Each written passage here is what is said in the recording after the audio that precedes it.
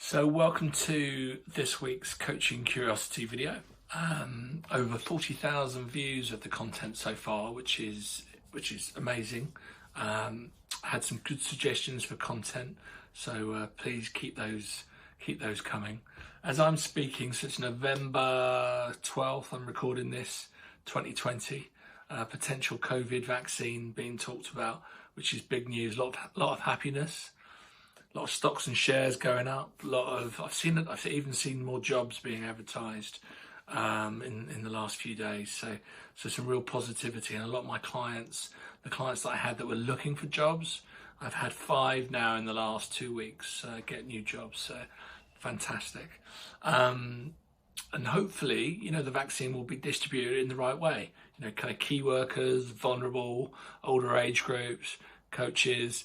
That kind of order. So if it's done in the right order, it means that we might be 6 to 12 months away, some of us, from getting the vaccine. So we've got, a good time, a good amount of time to think, right, what do we want the future to look like? Yeah.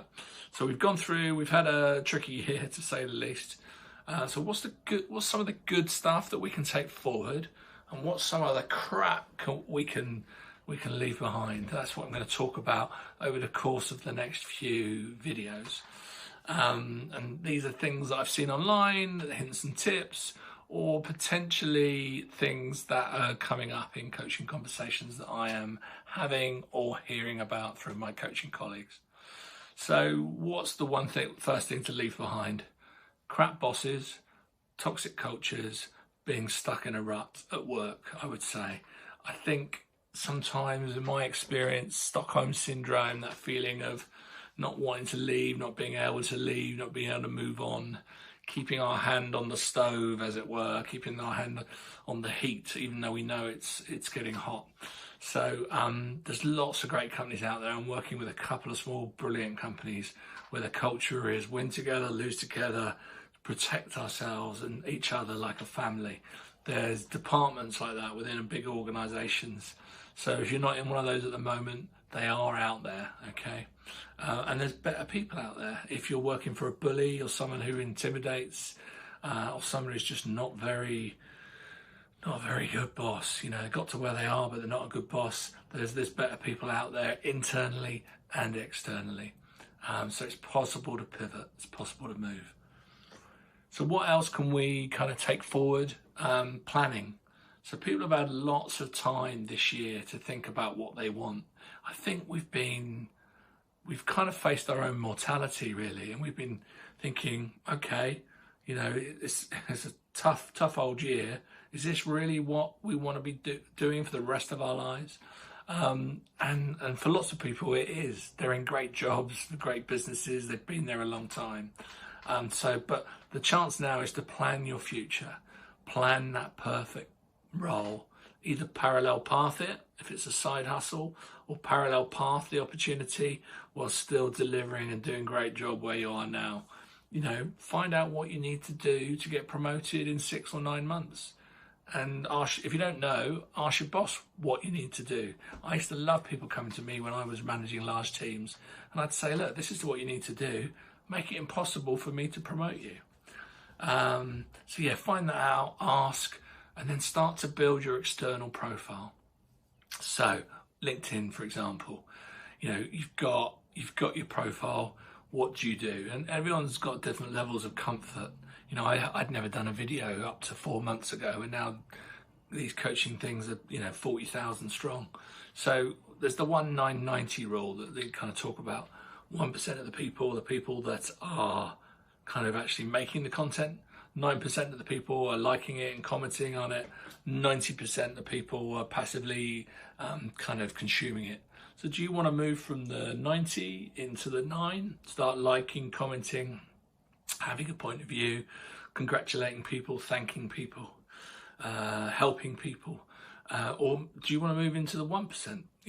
Who knows? And someone will probably tell me that those numbers are wrong, but they're always quite a good guide, I think. What else can you take forward? Balance, I think, from this year has been a really big thing. Working from home a lot is been great, but I think lots of people are excited to get back into the office and work with their colleagues again, have that sense of connection again. So, 3-2, kind of a blend of, 3 days in the office, 2 away from, working from home. Your bosses would or should have already been thinking about what the future of work looks like. Get involved, help them shape it. I would say it is a great opportunity for you now to design what you want the future of work to look like. The other thing to take forward, the last thing for this week's video, bit of self-care, a bit of kindness. Take kindness. There's been lots of kindness. It seems an age ago that we were all clapping for carers and things like that, but kind of knocking on our neighbours' doors to see if they wanted some shopping. Check in on people. I saw Dan Callandine send something around about suicide rates and how big they are. Awareness for that. Check in on people, see how they are, pay it forward, and a bit of self-care. Get some good sleep, manage the devices that you're using, kind of work hard, be nice to people. So that's the kind of first one of these videos. My pay it forward for this week. Christmas is coming. We're starting to look what we're going to be buying. Michelle Pritchard, she does Dottysense, so look for @Dottysense on Instagram. I'll put it in the comments down below here. So if you're looking for some great fragrances, I think they're all sourced. They're all sourced internationally from the top fragrance houses at a fraction of the cost.